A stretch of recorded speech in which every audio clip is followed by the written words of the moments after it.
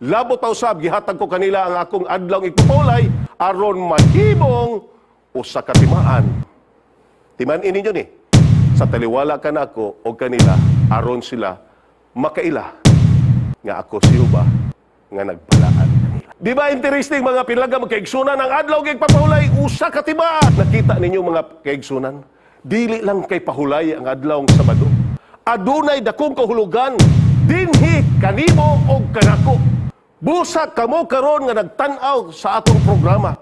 Gusto tamong hagiton magkaigsunan. Ako nalipay ko gabi nga nay usang ganiingon, Pastor, 35 na ko katuig.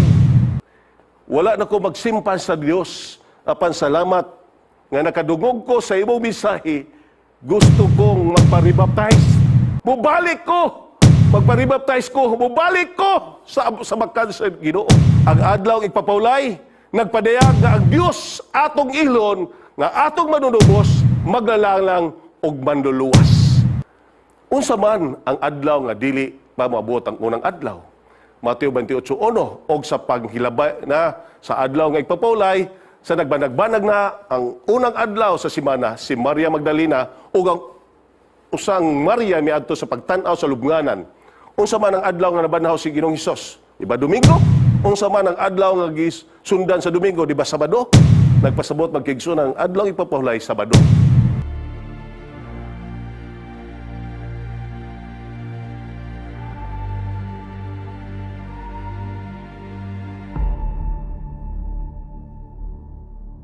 Nianing kagabion, gusto nako makaigsunan nga atong tun-an gikan pa sa pagsugod sa kalibutan hangtod karon walay laing adlaw nga gitagaan og bilis sa Dios. Gawas sa igpapahulay, gibalaan kani og iyang gipanalanginan ang adlong Sabado. Sabado ra gayud sumala sa atong pagtuon. Ngano ang pangutana? Nganong hangtod karon daghan ba nang wala magsunod sa gipakita nga ehemplo sa Dios? Tungod kay nakalimot sila sa sugo sa Dios sa pagbalaan ni ani. Busa karon magkaigsunan kagabion. Kagabi nagisgota kung giunsa sa Dios pagpahinumdom sa ilang pakigsaad ang pulong remember usa kapahinumdom kanila. Tanawa ra ninyo unsay ilang nasinati sa Sinai. Sa Exodus 16 sa adlaw sa pagpangandam, Biyernes magina, itagaan sila sa Ginoo sa dubli nga panalangin. Dubli po ang ilang kuhaon. Kay sa adlaw nga ipapahulay, adlaw Sabado, dili na sila makakaplag o kalanon. Pero tuganan tabaw, naadyoy maldito. Magita, Jud, pero walay makaplagan sa adlaw Sabado. Sa lahi nga adlaw, giingnan sila nga magkuha lang sila, igo sa ilang panimalay o dili magtipig og sobra. Naadyoy gihapoy mga maldito, hakog, daghan kuhaon, human ilang tipigan, hangtod pagkaugma, ilang nakita nga kini gipangulod. Busa, mga pinalangga ko magkaigsunan, kamo nga nagbantay sa adlaw igpapulay, ayaw kabalaka. Hinumduman lang jud ninyo nga adlaw igpapulay, pinasahi ni siya o adunay pinasahi nga panalangin gikan sa Dios. Karon kagabion mga pinalanggang magigsunan, kanang pulong atong tipigan ang igpapahulay, isip nga balaan atong giila ang Dios sa iyang pagkagamhanan, maglalalang og dako nga manluluwas. Mao bitaw karon naay dakong pangutana, unsa man ang balaod sa Israel panahon sa ilang pagpanaw sa kabingawan mahitungod sa paglapas sa adlaw ipapahulay. Diha sa Números 15 versikulo 30 to 31 nagingon, apan ang kalag nga nabuhat sa bisan unsang kasaypanan uban sa pagkawalay pagpanumbaling bisan siya na tao sa yutang pinurianan sa mga anak sa Israel, kung usa kalumalangyaw kanang kalaga nagapasipala kang Jehova o kanang kalaga pagaputlon gikan taliwala sa iyang katawhan tungod kay iyang gitamay ang pulong ni Jehova o gilapas niya ang iyang sugo. Kanang kalaga pagaputlon gayod ang iyang kadautan anha sa ibabaw niya. Kita ninyo, pagaputlon di ay taliwala sa mga katawhan sa Dios. Ang paglapas sa adlaw ng igpapulay, pangutana, dako ba ang sala? Sama ba sa paglapas sa uban nga mga kasuguan? Sa versikulo 32 nigingon, og samtang ang mga anak sa Israel didto pa sa kamingawan nakakaplag silang usa ka tawo nga namunit og igsusugnod sa adlaw ipapahulay. Sa versikulo 33, og sila nakakaplag kaniya nga nakapamunit og igsusugnod mingdala kanila ngadto kang Moses og kang Aaron og ngadto sa tibuok nga katilingban og siya gibutang nila sa bilangguan tungod kay wa pa may ipadayag kung unsay pagabuhaton may tungod kaniya. Pero sa bersikulo 35 nagingon og si Jehovah miingon ngadto kang Moses, ang tao kinahanglan nga pagapatyon gayod ang tibuok katilingban magbato kaniya sa mga bato didto sa gawas sa kampo. Mga pinalaga magkaigsunan, nagpadayon ang teksto sa versikulo 36, nag-ingon, og ang tibuok nga katilingban, nagdala kanila dito sa gawa sa kampo, og mingbato kaniya sa mga bato hangtod sa kamatayon. Ingon sa gisugo ni Jehovah kang Moses. Ang pangutana, mao ang paglapas sa adlaw nga ipalay dako ba? Ang sala, sama ba sa paglapas sa uban nga kasuguan? Atong nakita makaigsunan nga gibato gyud siya. Sama ba ang paglapas sa ubang kasuguan? Mga pinalaga magkaigsunan, sa unsa ingon ni Ezekiel, gihatag ang igpapahulay. Ezekiel 20, 10 hangtod sa 12. Busa ako silang gipagula, gikan sa yuta sa Ehipto, o gihatod ko sila ngadto sa kamigawan, o gihatag ko kanila ang akong kabalaoranan, o gipakita kanila ang akong tulumanon sa tao, siya mabuhi diha kaniya, labot pa usab gihatag ko kanila ang akong adlaw ipapulay aron mahimong usa ka timaan. Timan-in ninyo ni sa taliwala kanako o kanila aron sila makaila nga ako si Jehovah nga nagbalaan kanila. Di ba interesting mga pinalaga magkaigsunan ang adlaw ipapahulay usa ka timaan? Si Kristo ba aduna ba'y kalabutan sa pagbuhat sa adlaw ipapahulay? Makita na to sa Juan 1:3, ang tanang mga butang, nagahimo pinaagi kaniya o gintong mga nagahimo na walay bisan usa nga nahimo, dili pinaagi kaniya. Si Kristo ba aduna ba'y kalabutan sa pagbuhat sa adlaw nga ipapahulay? Kay pinaagi kaniya, matod sa 16 sa Kolosas 1, gibuhat ang tanan nga mga butang. Busa mga kaigsunan ang tanang mga butang gibuhat sa Dios. Diha sa langit ug dinhi sa yuta, nakita ug dili makita, mga lingkuranan nga harianon o kagahom o pamuanan o pagbulutan, ang tanan nga mga butang gibuhat pinaagi alang kaniya. Nagdahom ba si Kristo nga ang adlaw nga igpapahulay pagawagtangon? Ang tubag wala nganuman. Atong mabasa diri sa Mateo 24:20, pag-ampo kamo nga unta ang inyong pangalagiw, dili mahiatol sa tingtugnaw o sa adlaw nga igpapahulay. Iya kining gisulti ngadto sa iyang mga tinun-an.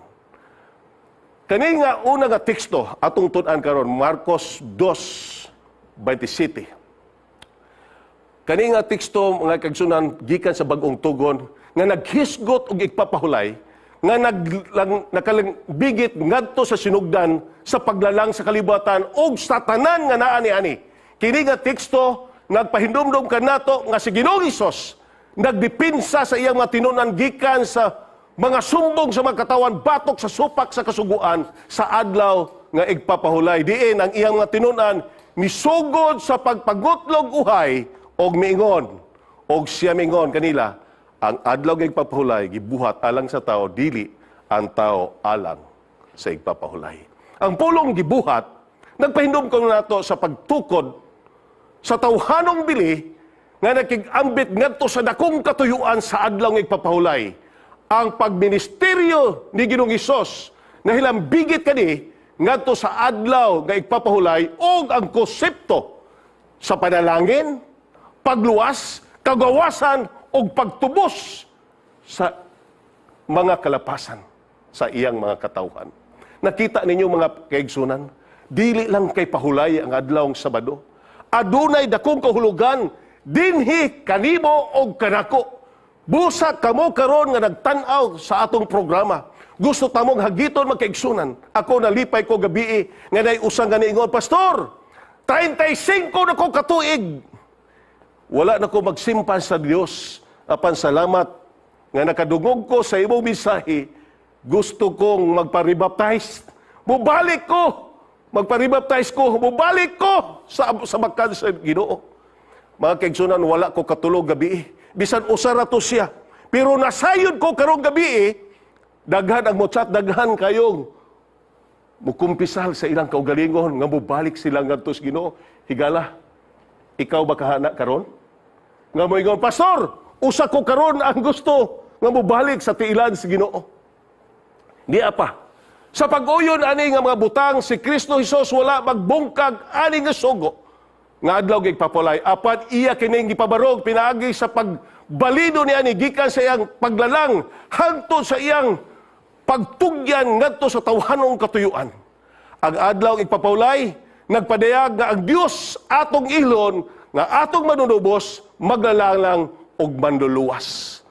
Igsoon kana bitang musimba ka muday kas Ginoo ni saludar kas Ginoo sa iyang pagkagamhanan o sa iyang pagkamanaluwas. Ang ikaduha nga teksto sa bagong tugon, nagpasantog pa nato nga dili supak sa kasuguan sa adlaw nga ipapahulay sa pagbuhat og maayo sama sa pagpangayo og masakiton, sa pagtabang sa naginahanglan og tabang aron maluwas ang ilang kinabuhi. Busa nag-ingon si Ginoong Hesus, apan si Hesus mitubag kanila, ang akong amahan nagpadayon sa pagbuhat bisan pa hangtod karon og nagabuhat sa ingon man. Busa magkaigsunan ang Juan 5:17 nag-ingon, apan si Hesus mitubag kanila, ang akong amahan nagpadayon sa pagbuhat bisan hangtod karon og ako nagbuhat sa ingon. Adunay mga hunahuna nga ang Dios wala gyud magpahulay kay sumala sa mabasa nagpadayon man sa pagbuhat hangtod karon. Ang wala nila masabti sa context ni ani nga teksto nga sa diha sa libro ni Juan ang ekspresyon nga nagpadayon sa pagbuhat hangtod karon wala magpasantob ngadto sa paglalang sa kalibutan, apan ngadto sa dakong katuyuan nga iyang misyon o ang pagtubos ang iyang gilalang nga adlaw nga ipapulay aron magiyahan ang iyang mga katawhan sa pagdaig kaniya ang buhi nga Dios gikan pa sa una hantod karon ang maoy nagbuhat sa adlaw nga ipapahulay nga walay katapusan. Ang adlaw nga ipapahulay nalambigit sa dako nga katuyuan sa Dios ngadto sa kaluwasan sa mga katawhan. Nga ni aning adlaw iyang makita nga ang katawhan nga matinumanon sa iyang mga sugo sa maong paagi hangtod karon si Kristo nagpadayon sa pagbuhat. Pagbuhat dili sa kalibutan apan alang sa kaluwasan sa tanan.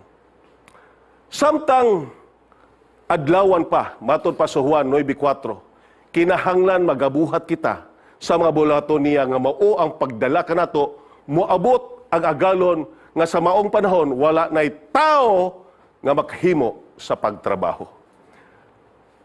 Ang ikatulo nga teksto makita sa Hebreo 4:4, Hebrehanon 4:4 nga nagingon, kaysa usa ka dapit siya nagsulti mahitungod sa ikapito nga adlaw ingon ni ani nga paagi.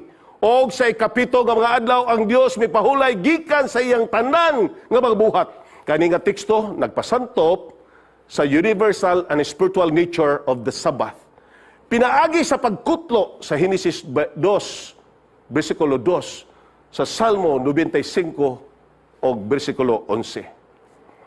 Ang buot ipasabot ani nga mga libro sa Hebrehanon, nagpasantop nga ang adlaw nga ipapahulay wala magsugod kang Joshua apan kini gikan sa paglalang sa kalibutan.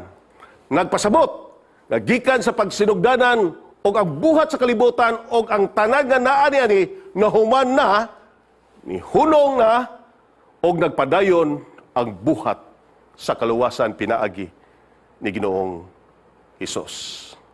Sa unang adlaw, unsang adlaw si Kristo misimba.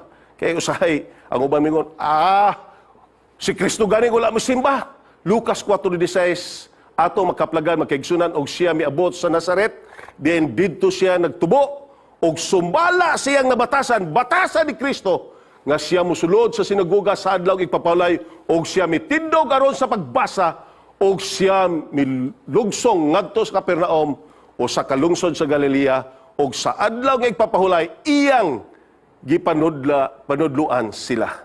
Pinalangga kong makaigsunan kay galaan. Di ba nindot kayo? Nagsigibong pangutana kung si Kristo ba nagpahulay ba sa adlaw ng Sabado? Nakita na to, batasan na niya. Batasan niya. Busa dili mo mabalaka mga pinalangga makaigsunan. Nga hantod karon nagpabilin ang adlaw ng ikapito nga isip nga adlaw nga ipapahulay. Si Lucas nagkutlo sa balasahon ni Isaias. Isaiah 61, versikulo 1 hangtod sa 2, ang Espiritu ni Jehova sa Ginoo ania sa ibabaw kanako tungod kay dihugan ako ni Jehova aron sa pagwali sa mayong balita sa mga maaghop. Ako gipaanhi niya aron pagbugkos sa mga dugbok kakasing-kasing, aron sa pagbantala sa kagawasan sa mga binihag ug sa pag-abli sa bilangguan alang kanila nga ginapos, aron sa pagmantala sa tuig sa pasiguli uban kang Jehova ug sa adlaw sa panimulaw sa atong Dios aron sa pagdipay ni atong tanan nga nagbalata. Si Lucas nagpaila kay Ginoong Hesus, isip nga matinubmanon nga nagbantay sa igpapahulay o iyang gikutlo gikan sa libro ni Isaiah. O si Isaiah naghanduraw sa tuig sa pasiguli nga naghatag ni Kristo o kagawasan, nga gihatag ni Kristo ang kagawasan sa sala. Ngadtos tanan mga kasala, apil na ikaw igsuon o gigala. O siya ang katumanan diha sa panan-aon sa tuig sa pasiguli. Busa, ang nabanhaw nga Kristo nagpasantop sa iyang mga tinunan nga ang iyang pagpanudlo o ang katuyuan nagpunting ngadto sa tanan nga nahisulat may tungod kaniya diha sa balaod ni Moses o sa mga propita o sa mga salmo. Higala, sa unsang paagi kaha, matuman ang adlaw nga igpapahulay sa tema sa saad o katumanan. Matod pa ni Lucas, nga ang nabanhaw nga Kristo nagpasantop sa iyang mga tinunan may tungod sa iyang mission o pagpanudlo. Mission and teaching. O ang adlaw nga ipapulay ilhanan kini niya nga ato siyang ilon isip nga magdalalang og manluluwas. Sa diha nga nagdaig ta sa iya sa adlaw nga ipapahulay, ato mapasuod ang atong relasyon diha niya og malikay kita sa pagbuhat og dili maayo.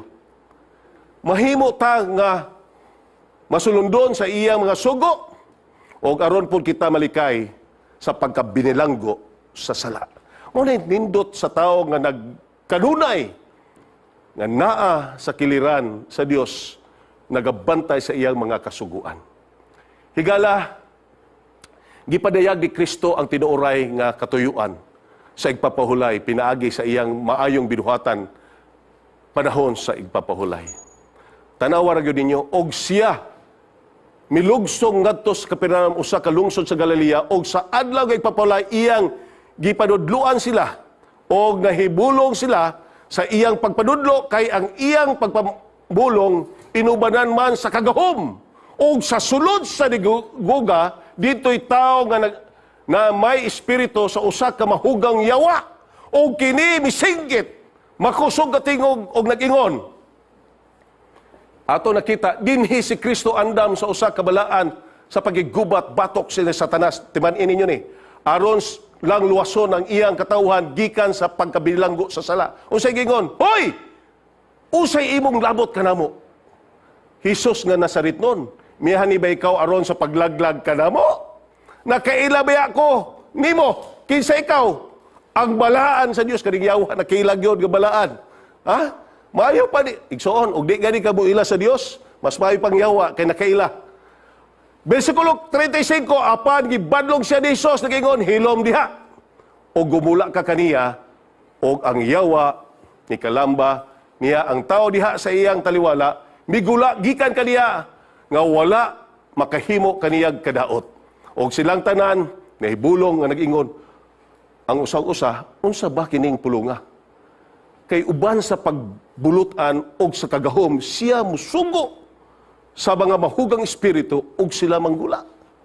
Natingala ang mga katawhan magkaigsunan Lucas 4:37 nag-ingon, og ang mga balita mahitungod kaniya nahisangyaw ngadto sa tanang dapit sa kasikbit nga kayutaan. Wow, grabe kayo mga pinarangga ko magkaigsunan.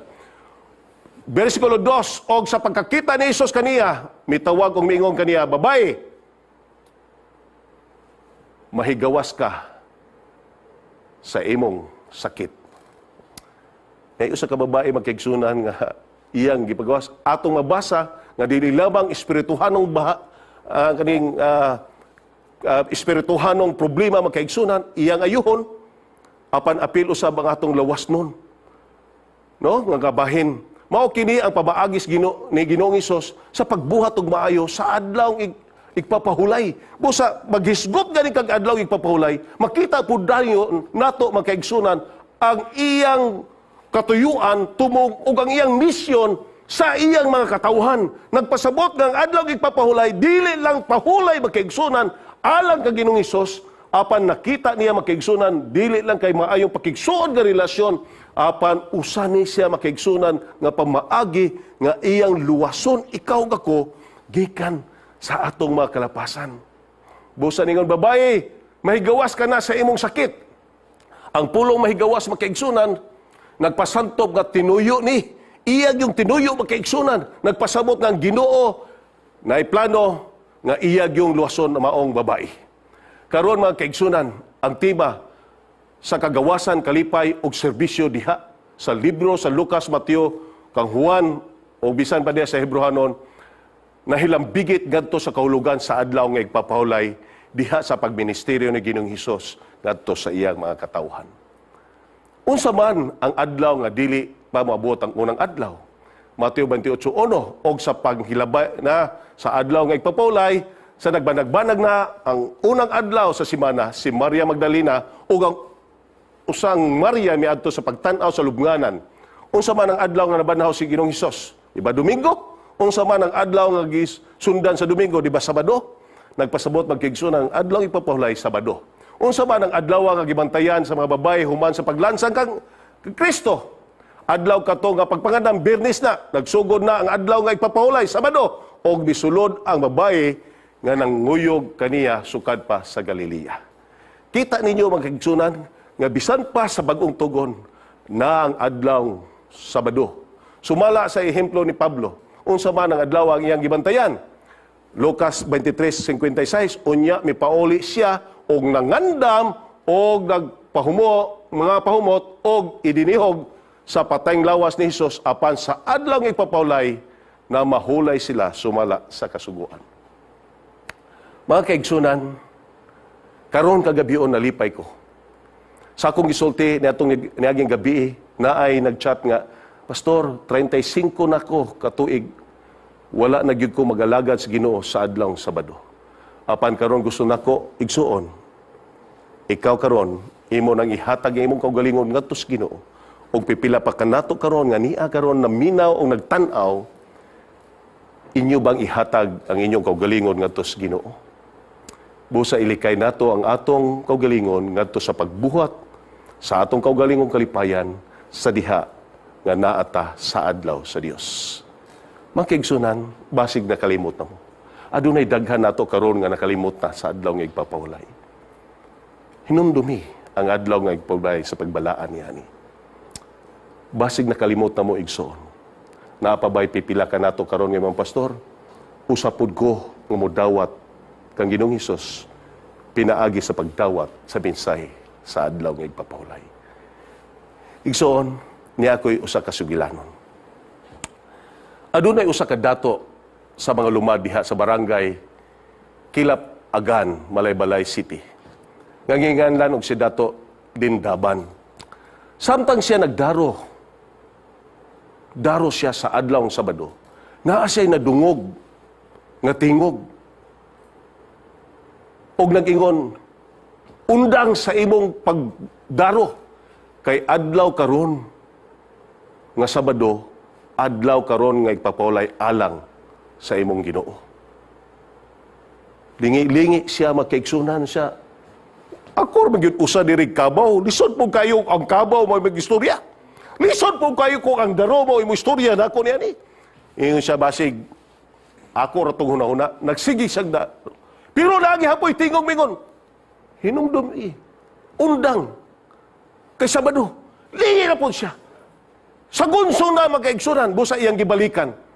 Way ilaing nakita niya, nga ang tingog magapinalga magkaigsunan, manlibaw ta kong balhibo. Nga ang tingog, gikan mga kaigsunan, ngadtos dako nga bato taliwala, diin siya nagdaro. Walay tao, tanaw-tanaw siya magkaigsunan, basig na tao nga tago-tago sa dakong bato, pero wala gi tao mga pinalaga magkaigsunan. Gikan niya to, dagan siya ngadtos iyang mga katawhan, giing na niya. Ali mo, nag-ingon si Magbabayo, ang Diyos, Bluetooth magkaigsunan, connected. nga siya simbahon sa adlaw Sabado. Ang tibok village ba pinalangga magkaigsunan.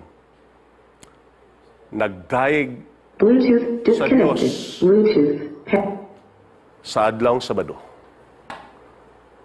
Hangtod ang atong mga sulads, nakaadto dito, itudluan sila sa tinuod nga pag-alagad ngadto sa atong buhi nga Dios. Igsoon, nabay pipila ka ninyo karon gusto isubitar inyong kaugalingon. Sa dili pa ko motapos karong kagabion, katapusan man ako ni. Akong dakong kalipay sa pagpasalamat ninyong tanan. Mas dako ang kalipay nako mga kaigsunan kung ikaw higala, moduol ngadto kang Kristo og dawaton ang mensahe sa adlaw nga igpapawlay. Magampo ta mga pinalangga mga kaigsunan. Dalaygon silimbahon nga Dios. Ani akaron ang among mga pinalangga nga mga kaigsunan o kahigalaan. Nakita nako Dios ang sincero nila nga pag-apil, pagpaminaw ni aning atong programa. Og salamat o Dios nga naay pipila ka mga kahigalaan nato nga ilang giakseptar ang mensahe sa adlaw nga igpapahulay. Gidawat nila o Dios ang imong dako kayong gugma. Salamat karon nga aduna po'y pipila. Nga sayod ako Dios nga naay pipila karon nga ilang dawaton ang mensahe karong kagabion. O kinsa mangganing sila o Dios, palihog, ihatag kanila o Dios ang panalangin.